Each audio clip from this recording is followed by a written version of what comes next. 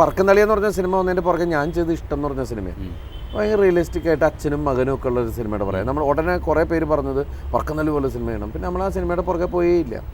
പിന്നെ കുറച്ച് കഴിഞ്ഞിട്ടാണ് പിന്നെ അങ്ങനത്തെ അത് ഇപ്പോഴും ടി വിയിൽ വരുമ്പോൾ പറക്കുന്നളിയൊക്കെ എലിയെ പിടിക്കാൻ പോകുന്നു. പക്ഷെ അതിനകത്തൊക്കെ ഭയങ്കര ഗതികേടുണ്ട്.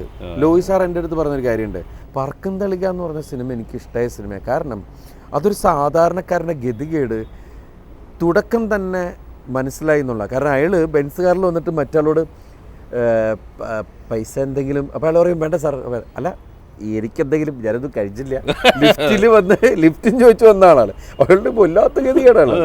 അപ്പോൾ ആ ഗതികേട് ത്രൂ ഔട്ട് നമ്മളിങ്ങനെ ആ ഒരു ഗതികേടും അതിൻ്റെ ഇയാളുടെ ഒരു പെയിനും ഒക്കെ ആയിരിക്കും ചിലപ്പോൾ അത് നിർത്തിയത്. എന്നാലും അതിൽ വരുന്ന കോമഡിയോടെയൊക്കെ വരുന്ന സീക്വൻസുകളെല്ലാം ഭയങ്കര. അതുകൊണ്ട് അത് കുട്ടികൾ നമ്മൾ അവിടെയാണ് കുട്ടികളോട്, കാരണം ഞാൻ ടോം ആൻഡ് ജെറി ഒരുപാട് ഇഷ്ടപ്പെടുന്ന ഒരാളാണ്. അതുകൊണ്ട് നമ്മൾ ഒരു എപ്പിസോഡ് ശരിക്കും ടോം ആൻഡ് ജെറിയും നമ്മളും കൂടി കട്ട് ചെയ്തിട്ടാണ് അരീഫ്കയുടെ ക്യാരക്ടറിനെയൊക്കെ വെച്ചിട്ട് നമ്മൾ അതിനകത്തൊരു സംഭവം. അന്ന് ആ സിനിമ ഇറങ്ങിയ ആദ്യത്തെ ദിവസം എൻ്റെ അടുത്ത് പല വലിയ ആളുകളും പറഞ്ഞതെന്ന് വെച്ചിട്ടുണ്ടെങ്കിൽ അത് കട്ട് ചെയ്ത് കളയാൻ പറഞ്ഞു.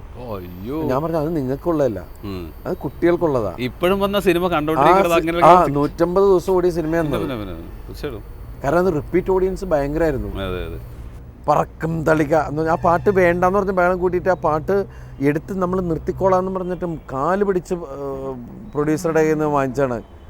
ഞാൻ പറഞ്ഞു ഈ പാട്ടുകൂടി തീർക്കാൻ സമ്മതിക്കും പ്ലീസ് എന്നൊക്കെ പറഞ്ഞിട്ടാണ് ആ പാട്ടെടുത്ത്. ആ പാട്ടാണ് ആ സിനിമേനെ ഭയങ്കര വലിയ ഹൈപ്പിലേക്ക് കൊണ്ടുപോയത്, ജനങ്ങളുടെ ഇടയ്ക്ക് പെട്ടെന്ന് എത്തിച്ചത്.